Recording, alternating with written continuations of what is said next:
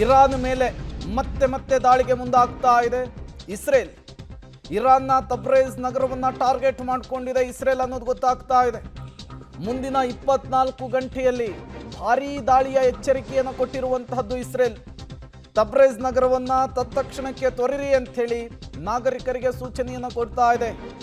ಇದು ಇಸ್ರೇಲ್ನ ಅಟ್ಯಾಕ್ಯೂ ಸ್ಟೈಲ್. ಇದು ಮೊದಲನೇ ಎಚ್ಚರಿಕೆ ಕೊಡುತ್ತೆ, ಈ ಜಾಗದಲ್ಲಿ ಅಟ್ಯಾಕ್ ಮಾಡ್ತೀವಿ, ಸಾರ್ವಜನಿಕರು ಅಲ್ಲಿಂದ ಜಾಗವನ್ನು ಖಾಲಿ ಮಾಡಬೇಕು ಅಂಥೇಳಿ.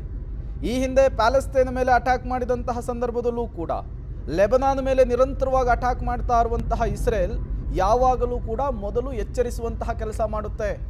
ಇದೇ ಜಾಗದಲ್ಲಿ ನಾವು ಹೊಡಿತೀವಿ ಎನ್ನುವಂತಹ ಮೆಸೇಜನ್ನು ಕೊಡುತ್ತೆ. ಸಾರ್ವಜನಿಕರು ಅಲ್ಲಿ ಖಾಲಿ ಆಗ್ತಾ ಇದ್ದ ಹಾಗೆ ಅಂದುಕೊಂಡ ಟೈಮಿಗೆ ಅಟ್ಯಾಕ್ ಮಾಡುವಂತಹ ಶೈಲಿ ಇಸ್ರೇಲ್ ರೂಢಿಸಿಕೊಂಡಿದೆ. ಈಗ ಇರಾನ್ ವಿರುದ್ಧವೂ ಕೂಡ ಇದೇ ಶೈಲಿಯನ್ನು, ಇದೇ ರೀತಿಯ ದಾಳಿಯನ್ನು ಮುಂದುವರಿಸಿರುವಂಥದ್ದು.